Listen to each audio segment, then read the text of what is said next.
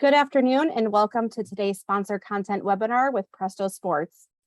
I'm Kara Dietzel, Director of NACDA, and we're glad to have you with us. PrestoSports is a software as a service company providing technology to professional and minor leagues, colleges, high schools, and conferences.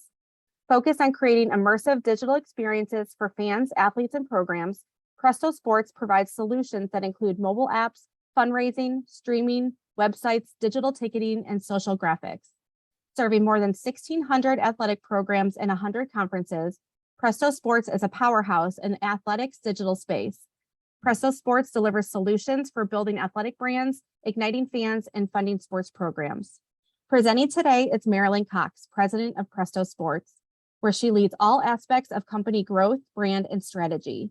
Most recently, she was the Chief Marketing Officer for Club Essential Holdings, the parent company of PrestoSports. A role which gives her insights into all the complete different ways that you as athletic administrators have to compete for time, attention, and money of your audience. Her experience with technology companies like Oracle have allowed her to develop digital experiences for programs like the Golden State Warriors, Chicago Bears, and Washington Capitals. She earned her bachelor's degree from The Ohio State University and her executive MBA from Xavier University. Before we begin, a quick reminder for our live attendees to utilize the Q&A button at the bottom of your Zoom window and send in your questions throughout the discussion as we have allotted time to answer them. An email will be sent out later today to all registered attendees with a link to today's recording. And with that, I'm going to hand things over to Marilyn. Excellent. All right. Well, thank you so much. I love that I can always sense when there's another Ohio native on a call because they understand how to lead off with the Ohio State University. So thank you. Welcome, everyone. And as I'm working through my massive control system, hopefully I'm getting the right screens brought up and you guys are all seeing exactly what you're supposed to be seeing, which is the presentation that we're going to be talking through today, which is maximizing technology to evolve with the playing field. One other thing to maybe highlight before we dive into it that wasn't in my bio. So if I couldn't do what I do today, which is what I absolutely love, I would be a professional wrestler with the WWE. If you want to know why, or you want to understand more about why I even care about something that might be that ridiculous, I'm actually going to be at the NACDA show here at the end of the month. Grab me, we can have a beer and we can talk about how actually an organization like the WWE is what I would consider to be a leader in marrying sports and entertainment and technology.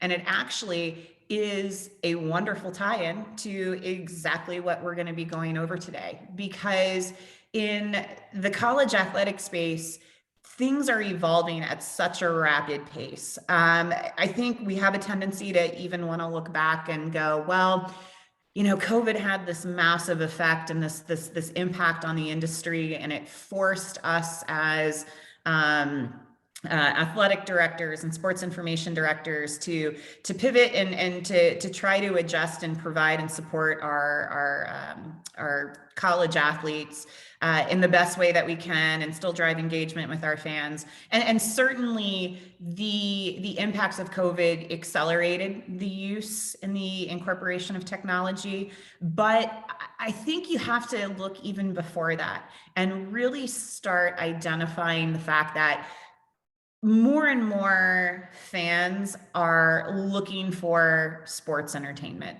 So it's not just what happens when the clock starts and what happens when the clock ends. It's what's happening on either side of that. And as my bio mentioned, I've had the opportunity to work with some really phenomenal sports organizations over the last 15 years. And one of the things that we've always focused on is creating what are more like cohesive, all-inclusive, like driveway to driveway types of sports experiences. And so some of what we're going to talk about today is going to be addressing that. So why would I kind of lead in with it?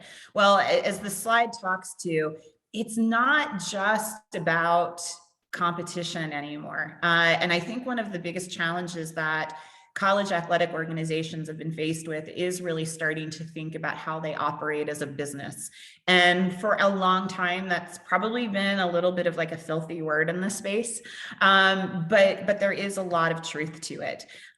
You really need to be thinking about how you're not just capturing content or publishing content, but you really need to think about how that content that you're creating and that you're building with your student athletes and your athletic departments, how it's driving engagement, how it's helping create outreach, elevating your brand. And in the end, a lot of that is really what's contributing to the financial wellness of your organization.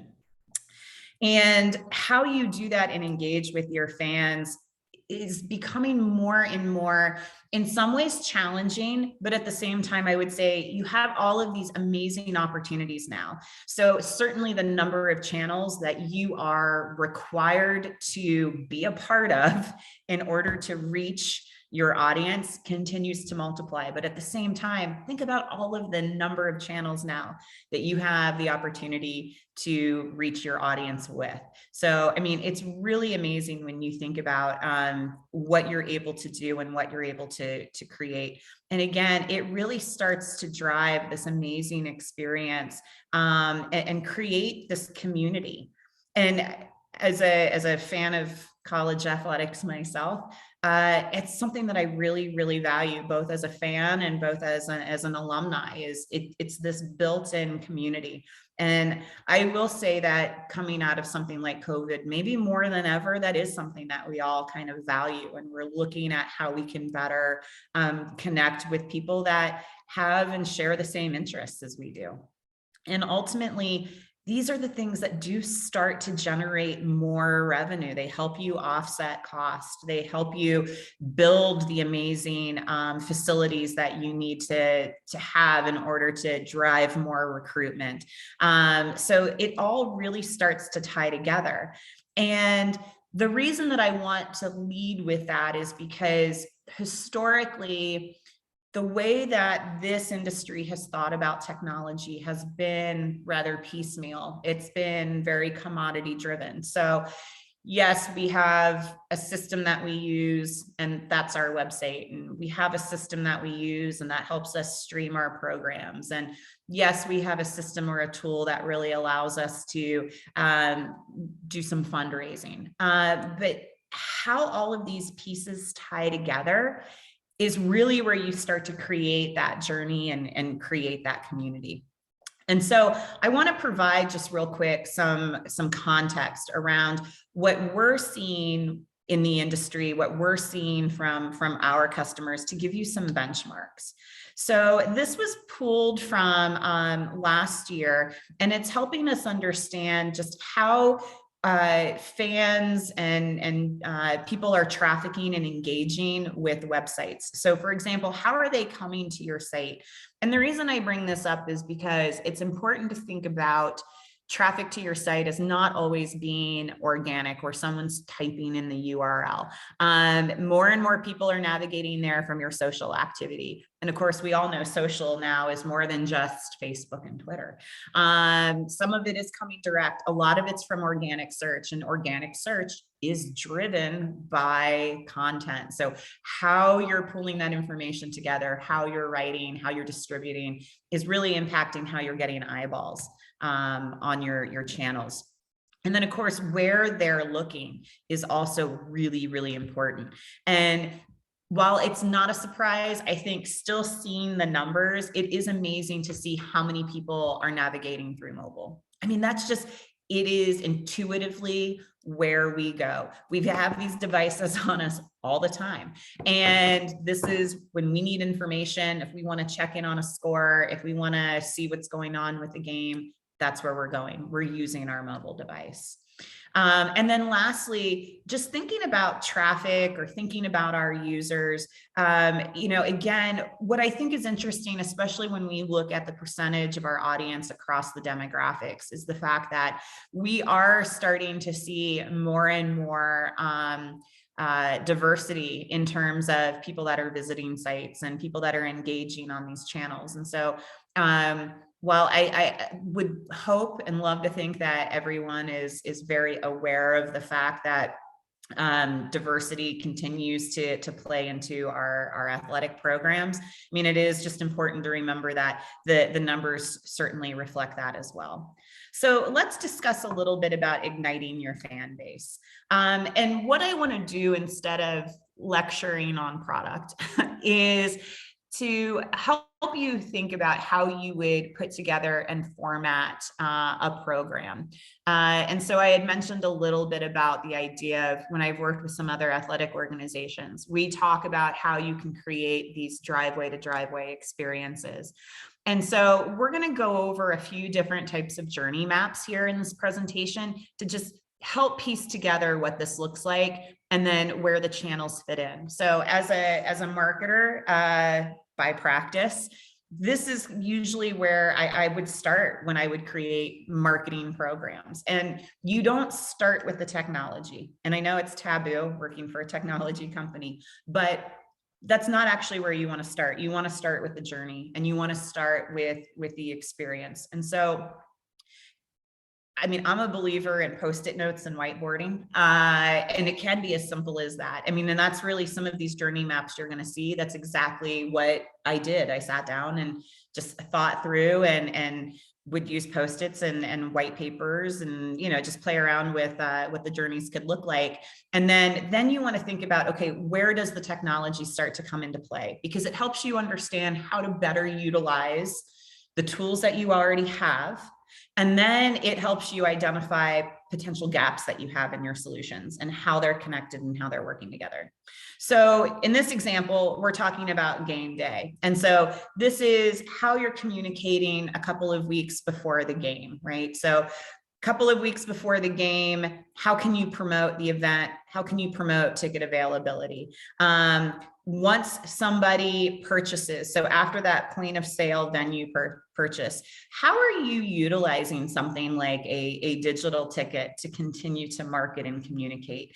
You know, I remember the old days where you'd have paper tickets and you'd keep them and you'd put them on a cork board or something. And now it's a digital ticket. And then once you're done with it, it kind of just disappears, right? But that really should continue to act as a form of communication and a form of marketing. So think about different ways that you can communicate maybe a fundraising program that you have going on, or promote the upcoming sale of season tickets. The morning of the game, again, utilizing different channels, whether it's through an email or sending mobile app notifications, providing simple things like parking instructions or location of venue check-ins and kiosks. And then again, the arrival at the game, the ability to self-scan. I mean, we live in a world now where it is self-service. I mean, that is what people want. And so the ability to streamline that and make it as quick as possible is exactly what I think every organization is currently striving for. And then with any event, it's important to remember that you have to close the loop on it. It doesn't just end when the game ends. So how are you thinking about taking all of this into account and then continuing to drive that conversation and build that community after the event? And these are all of the different solutions that you should think about kind of incorporating into that. So you have the ability to leverage a mobile app. You have the ability to use your website as kind of that central system from which you can communicate. You've got digital ticketing. We have a fantastic social graphics solution, for example, where you can build and create really great, engaging, interactive graphics that can take something as static as a stats from a game and create amazing highlights and recaps, and even provide your athletes a way to share their successes after the event has actually happened. Figuring out how to incorporate things like advertising and fundraising on your channels, again, is going to continue to help you feed your program. And these are really, really simple things to do that are not so time intensive and don't require a lot of setup and integration. So for example, if you're doing a fundraising program, it's super, super easy to just have that turned on your website, have that turned on your mobile app. So really think again, start with the journey, and actually more importantly, start with the end goal. Figure out what that journey needs to be for your fan or for your athlete or for the people that work in your athletic department, and then work on figuring out how to tie in and incorporate the actual technology. So as we talked about, by doing this, these are the ways that you can really start to increase fan engagement. So how are you looking at streaming and OTT services? How are you matching your audience to your social channels? Are you delivering relevant content types for those audiences? Have you established KPIs? That's always key. How do you know this was a success when you don't have a goal that was set in front of you beforehand? Are you building out your content calendars and scheduling your posts? Are you evaluating and responding to your audience as appropriate? So there are a lot of things, and I would view this slide right here. So the slide before really kind of gives you an idea of how to kind of map out what that journey and experience looks like in a more diluted way. This is really giving you an idea of like, these are your checklist items. Are these things that you're currently doing within your organization right now? And again, looking over on the right-hand side, this is how your technology really starts to feed into that. So your technology should be helping you check these things off your list. So we've talked about how to really ignite your fan base. Now let's talk about how you can start to elevate your brand. And we've had this conversation internally at PrestoSports, which is define what elevating your brand means. And it's a good question, and it's a good thing to challenge thought on, because for a long time, you would say elevate your brand, and that would be the team, or that would be the school, the university. But I think we all realize now more and more, your student athletes are a brand, right? And so you need to make sure that you're taking that into account as well. So that's an internal conversation, I think, for each of you to have. How are you defining what brand means within your own athletic department? Because based on that answer, that's going to impact how you think about the next couple of slides that we go over. So for example, this is a great time of year, right? We've got all of our summer camps going on. I know I'm not going to see my kids for like the next 3 months, because they are out loving life and having a fantastic time at all of these great collegiate camp programs that you all put on. So as you're thinking about it, what does that camp program experience and journey look like? So again, similar format and strategy that we used the last time. So think about 1 month out before the start date. What are you doing to promote the camp? How are you using things like your website or social media or mobile app to promote that? Are you sending registration reminder emails? And a lot of what you're seeing here can at times become very overwhelming, especially when you start thinking about how rules-based it can be, because you want to make sure that you're communicating with enough time, and that emails are sent out when they're supposed to, and that there's a process to it. And with the right camps technology, you can really take a lot of the manual work out of it, and really automate and simplify what can be at times a very intensive process, especially when everything tends to converge at the same time every year. So when you've got multiple camps that are occurring at the same time, week after week, it can be a lot. And how you think about it and how you think about that journey, again, just think about how you're incorporating the different technology channels that you currently have in place. So are you promoting and simplifying your camps process through your website? Are you creating really great recaps for all of your camp athletes using social graphics? Are you maybe offsetting the cost of attending camp for some of your athletes through fundraising programs? And then again, are you offsetting costs and driving some additional revenue through advertising? And again, all of these pieces can work together. They all can overlay on top of each other. It's important to remember these aren't just these standalone pieces. It's really how are you getting them to work together?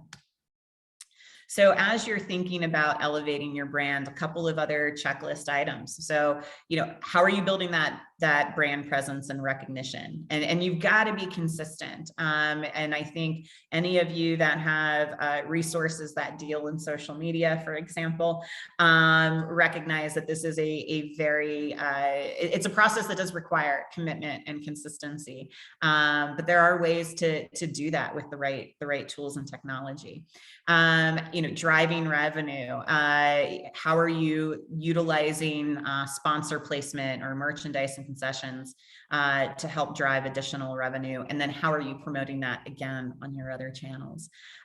Collecting fan insights to develop more engagement. So I showed you at the top of the presentation some of the data that we pulled together, and that was simply just pulled from the back end of our systems. And that's information that is accessible to each of you. So do you go in, do you look at your stats? Do you look at your data? Do you understand the demographics that are interacting with your systems? Because that's going to also help you understand where you're having success or maybe where you're falling short, given what you've set as an end goal. Okay, so let's talk about funding your program. This has been a really unfortunate impact, I know, for so many of you coming out of COVID.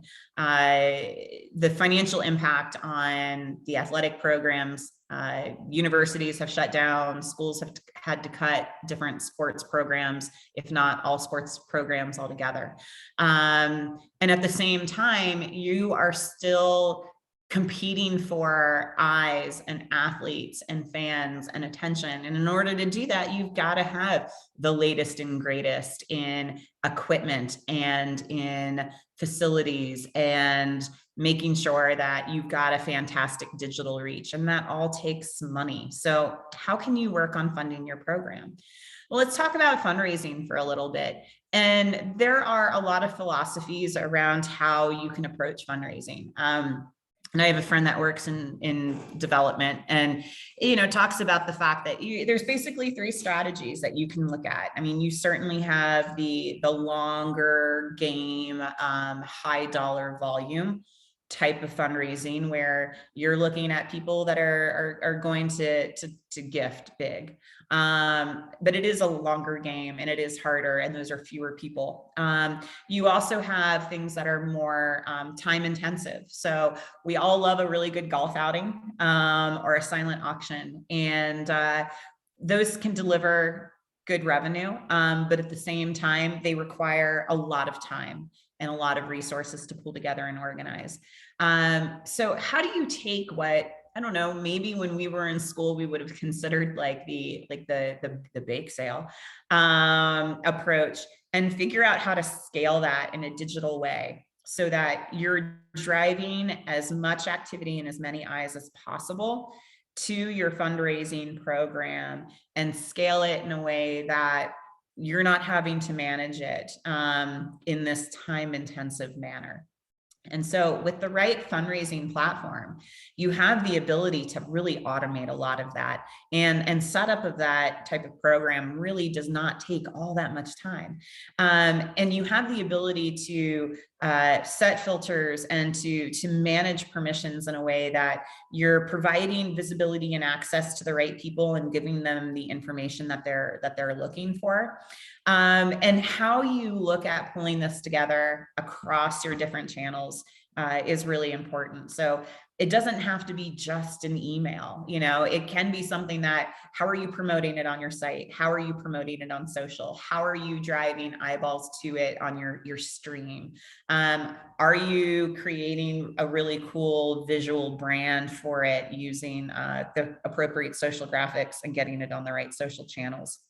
So this is just a checklist as you're thinking about your fundraising initiatives, excuse me, that you might want to keep in mind. You also need to think about how you can continue to monetize your program. So for example, everything that you're working towards, always kind of think about it with the eye of, is there a way for me to monetize this in some manner? So certainly about how you think about leveraging advertising on your mobile or your web or your streaming assets. You can look at developing pay-per-view programs, whether it's for single games or for seasonal packages. I know this is even a conversation we're having internally right now, in terms of like just the streaming model, right? I mean, it's changed so much. I laugh when I think about pay-per-view, because kind of back to WWE, that's what I think of, is like, it's very like early to mid 90s. So, you know, how are you creating these like season-long streaming subscription experiences for your fans? And again, you can do this in a way that this is something that is helping offset the cost of your programs, and you're able to give back to your individual teams. So lastly, I want to hit on scaling your resources. And this is something that I think has become very emergent over the last couple of years.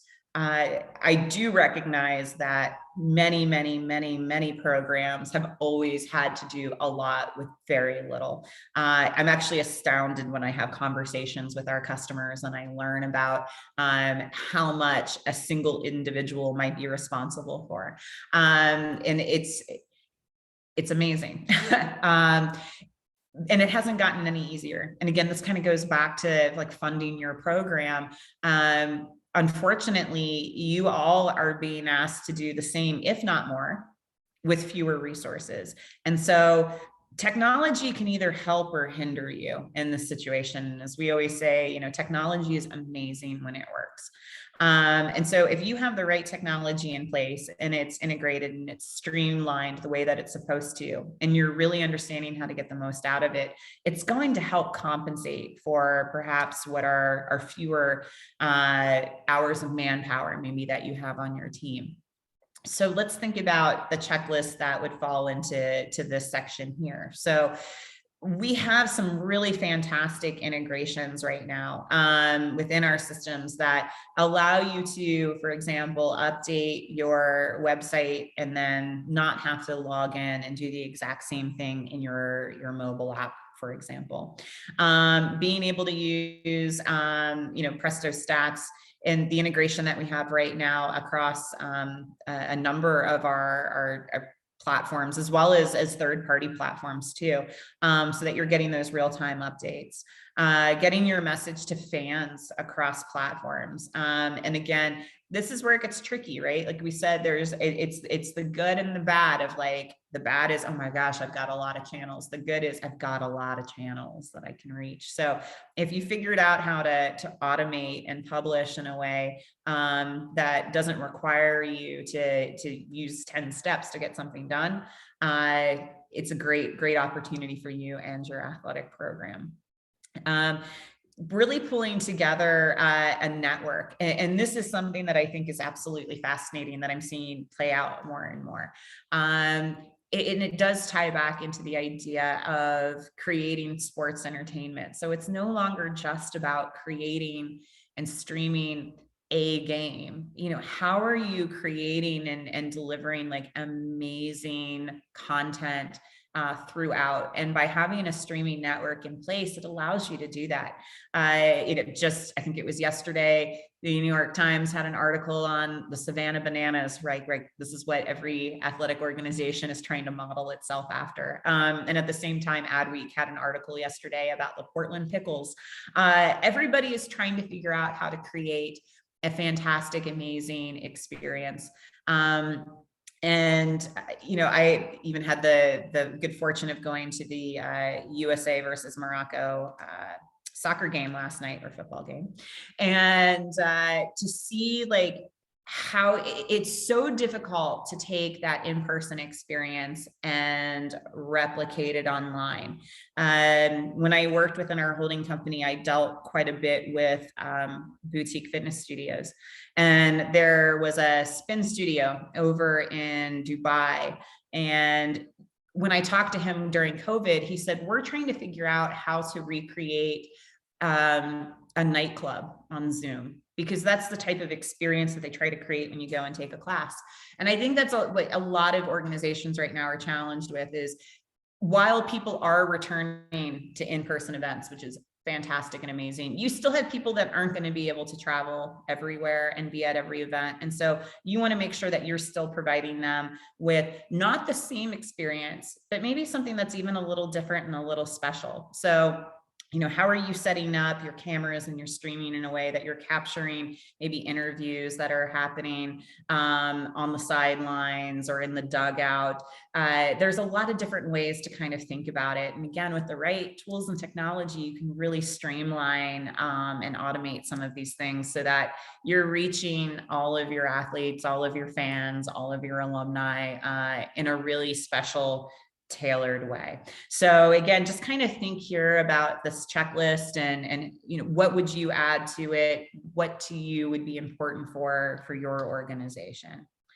So with that, I am going to take a few questions. I will also let everyone know the document that I have just walked through, our presentation here, we are going to provide to NACDA. They will share this out in a follow-up email. So if you wanted to be able to go back and look at some of the benchmark data, or if you wanted to go in and take a look at some of the journey maps or those checklists, you'll certainly have access to that. So if you do have questions right now, I'd encourage you to go ahead and enter them into the Q&A. And I am going to go ahead and answer some of the questions that I have here in front of me.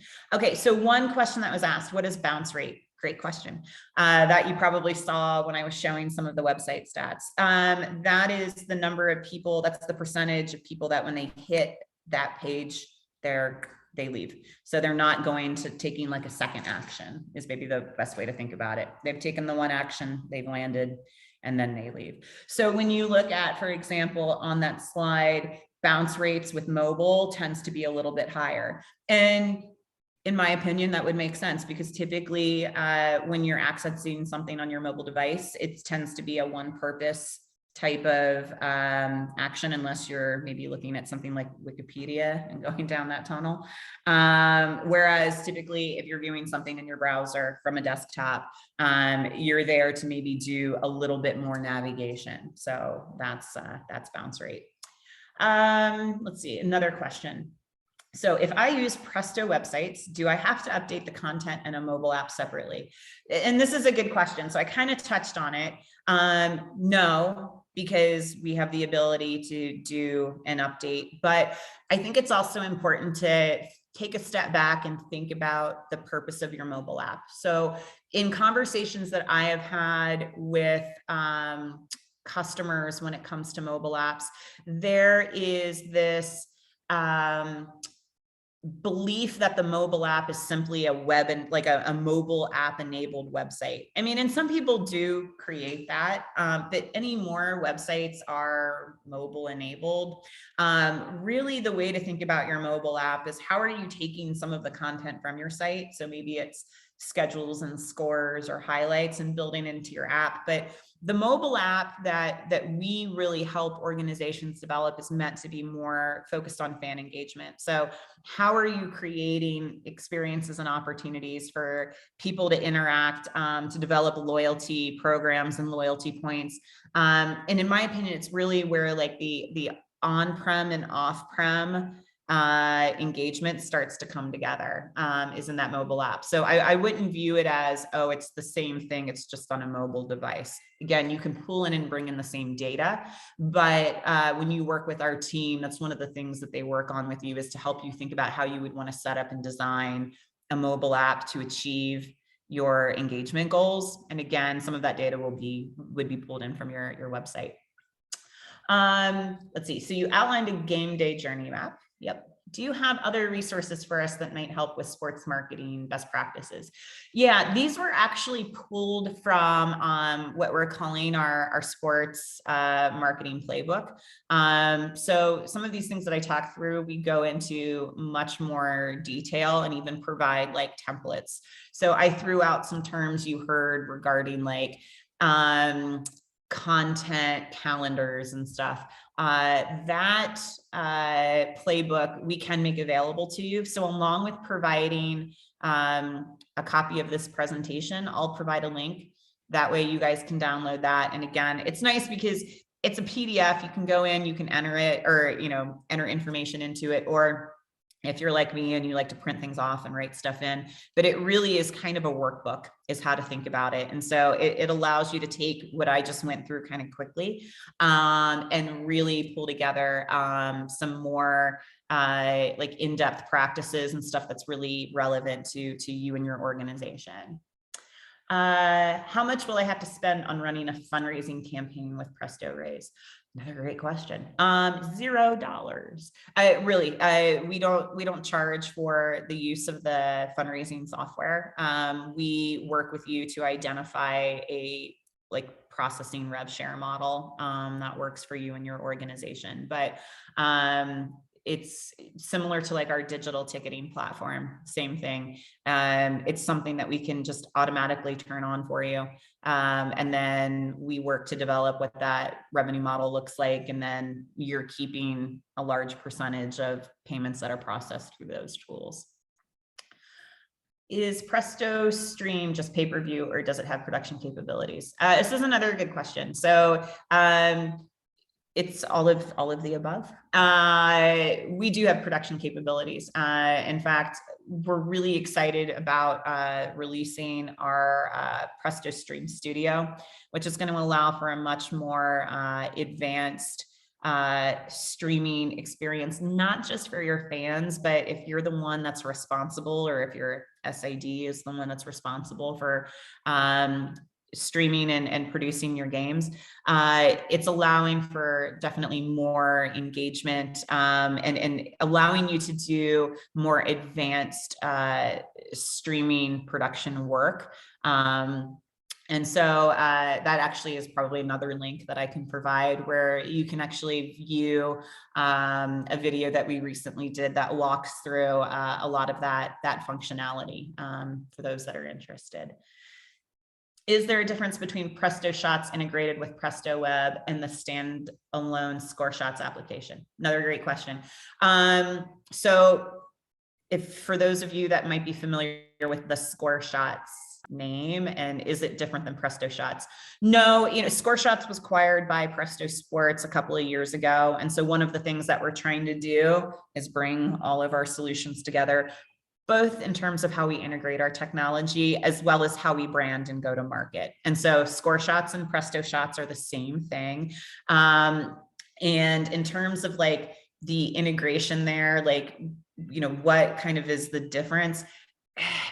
I think where you see more like what we're trying to do is work more maybe with the stats and the integration of stats right now versus just, pulling something from like the website. That's not really, how I would view it. So, again, but same application. So the same functionality that you have in ScoreShots is the same functionality that you would have in PrestoShots because it's the same thing. All right. With that, I think I've answered all of the questions. If you have any additional questions, or if you want to be able to discuss something further, our contact information will be made available in the follow-up. Again, I'll make sure to provide NACDA with this presentation with a link to download the playbook template, as well as a link to discover a bit more about our Presto Stream Studio. And lastly, I would say we are going to be out in Vegas here at the end of the month here in a couple of weeks. And it's going to be great to see people in person again. We will have a booth there. I'd love it if you would stop by, visit us, at the very least, come and introduce yourself to me. And if you want to see any of these solutions that we've just walked through or talk about them in more detail, we're going to have a great team of people out there that are going to be more than happy to show you everything that we have available to make your program better, faster, stronger, and more profitable. So with that, I will let everybody get back to what I know is a very busy day. For many of you wrapping up your seasons before you break a little bit for the summer, or for some of you kicking off all of those sports camps. And yeah, I wish you the best and hope to see many of you in Vegas. Thank you.